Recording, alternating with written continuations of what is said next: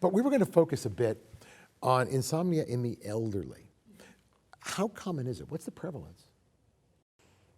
I think when we look at prevalence, I've seen studies up to 70% with chronic insomnia in older adults. And I think just to Sandy and Carl's point, I think the problem is there's so many coexisting conditions, and I find some of the medications that we use might be aggravating their sleep cycle, which is important to look at in addition to their underlying medical conditions. So you mentioned depression, you mentioned anxiety, you mentioned pain, but there's certain lifestyle things too.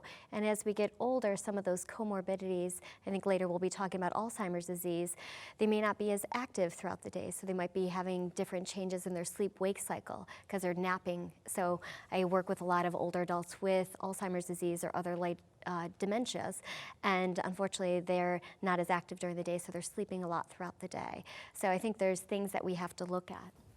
I was going to say, from the perspective of a large insurer, we really don't know because there's such an overlap between the comorbid conditions, and that we can track the pharmaceuticals that are used, but we don't know what they're being prescribed for. But let's take the broadest definition we can, which is whatever's wrong with your sleep, it's okay unless it's bothering you, and that makes it insomnia when it does.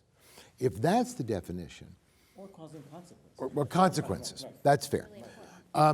With that, as a very broad definition, can you get a handle at all on the economic burden of this problem? Depends on whose perspective you're looking from. Yours. Our perspective, insomnia per se has very little economic impact. We pay for pharmaceuticals, but the pharmaceuticals are generally generic drugs, and so there's very little economic impact. If somebody can be found to have a comorbid condition, a fall, a fracture, etc., caused by insomnia, although the attribution there is very difficult to ascertain, then there would be a greater economic impact from the insurer's perspective. But in general, it's more of a, I hate to use the word, but a lifestyle type of, But I don't want to minimize that. Right. Because if there are consequences to insomnia, and we're not talking about the expense of drugs to combat sleeplessness, but the impact on society. People who don't get enough sleep, people who don't feel sharp at work, people whose productivity is diminished. Can we get a handle on that? What is the cost to society? That's where the perspective comes in. If you're taking a societal perspective, it's probably huge, but most of us don't have a way of tracking that.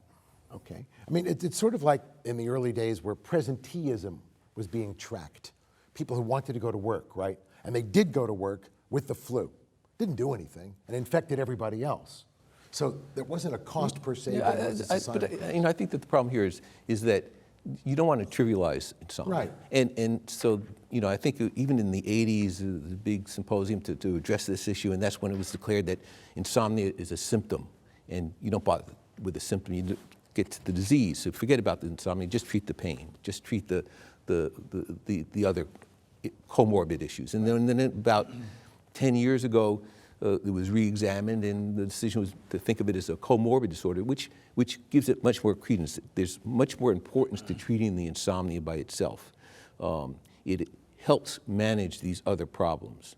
And so it's too easy just to trivialize it to just it's a lifestyle issue. I mean, I'll tell you from a personal perspective, I think probably everybody's had this experience. Something's bothering you. You can't get to sleep. You're awake at 3 in the morning, and the next day you feel like fill in the blank, which we can't say on television. That happens a lot. Now you've got an issue, right? Whether it's primary, secondary, a symptom, or it's a real problem. That's a problem, isn't it? Very much so. And I think, even though we have not been able, to Gary's point, to identify these problems in a very concrete fashion with insomnia, And as well, and what's more importantly, we have not been able to identify how we improve the concrete problems or consequences with treatment. I think the data are emerging to show us that when we treat insomnia, we begin to see some benefit in some of the other comorbid areas. Now, we don't have a lot of great data on this, but for example, with depression, we begin to see greater well-being with people in depression when we treat their insomnia versus when we don't treat their insomnia.